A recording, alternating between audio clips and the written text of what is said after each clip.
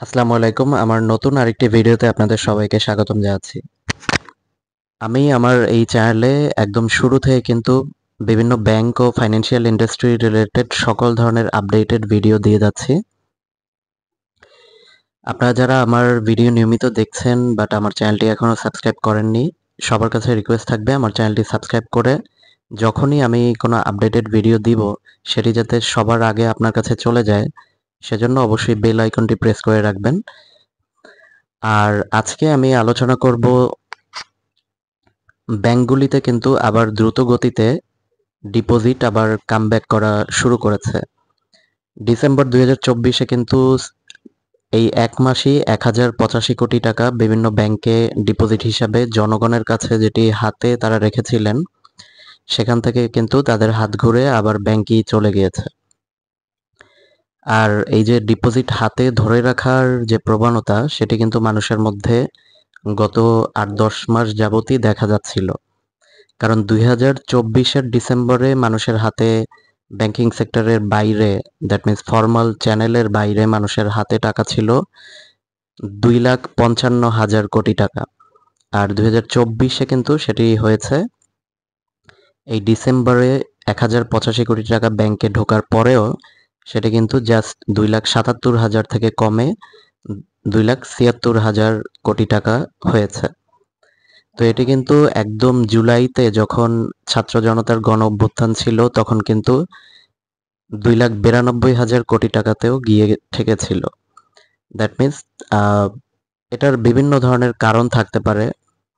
কারণ তখন এমন একটি টার্মোইল সিচুয়েশন ছিল, অনেকে আসলে বিভিন্ন ধরনের কনফিউশন তাদের মধ্যে হয়তো অ্যারাইজ হয়েছিল যে কি হয় বা না হয়।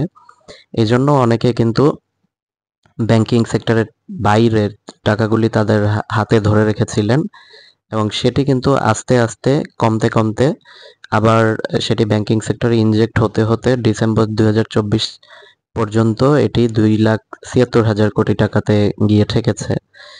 তো এটার বিভিন্ন ধরনের কারণ থাকতে পারে। তখন কিন্তু মানুষ আসলে অনেকে বলছেন ইভেন গত সরকার পতনের পরে 500 এবং 1,000 টাকা 1,000 টাকার নোট বাতিলেরও একটি কথা বিভিন্ন ইকোনমিস্টদের কাছ থেকে শোনা যাচ্ছিল সাজেশন।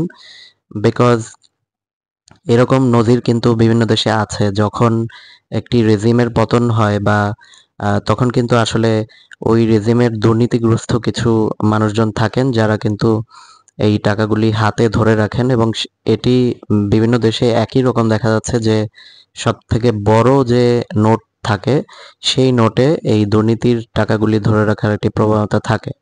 তো সেই হিসাবে যদি 1,000 টাকার নোট বাতিল হতো এবং সময় দিয়ে দেওয়া হতো যে এতদিনের মধ্যে ব্যাংকে 1,000 টাকার নোটগুলি জমা দিয়ে সেটা রিপ্লেসমেন্টে অন্য নোট দিয়ে যেতে হবে, তো তখন কিন্তু আসলে ব্যাংকিং সেক্টরে প্রচুর পরিমাণ টাকা ইনজেক্ট হতো এবং এই যে ব্যাংকিং সেক্টরের যে লিকুইডিটি ক্রাইসিস সেটি থাকতো না। আর আরেকটা কথা হচ্ছে যে লিকুইডিটি ক্রাইসিস এখন হচ্ছে যেসব ব্যাংক প্রবলেমের মধ্যে আছে তাদের আছে, কিন্তু যারা ভালো ব্যাংক বা ভালো সার্ভিস দিয়ে যাচ্ছে জনগণকে ট্রাস্টের সাথে তাদের কিন্তু এই লিকুইডিটি ক্রাইসিসটি নেই। ইভেন আমরা যদি দেখি যে এই যে মানুষের হাত থেকে টাকা ঘুরে ফিরে আবার ব্যাংকে ফেরত আসছে, এখানে কিন্তু এই মুষ্টিমেয় ভালো কয়েকটি ব্যাংক যাদের মার্কেটে ভালো একটি গুডউইল আছে তারাই কিন্তু পাচ্ছে। এবং ইভেন এমনও দেখা যাচ্ছে যে যেসব ব্যাংক ঝামেলার মধ্যে আছে তারা অনেক বেশি রেট অফার করেও ডিপোজিটরদের অ্যাট্রাক্ট করতে পারছে না, কিন্তু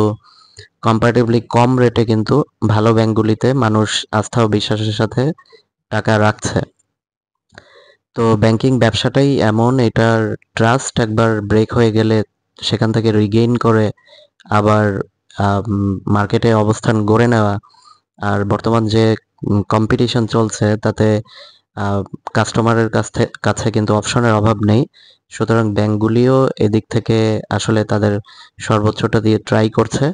তো যাই হোক, আসল কথা এটাই হলো যে ব্যাংকিং সেক্টরে আবার টাকা ফেরত আসছে। তো এই ছিল আজকের ভিডিও। যারা ধৈর্য ধরে দেখলেন অসংখ্য ধন্যবাদ। আসসালামু আলাইকুম।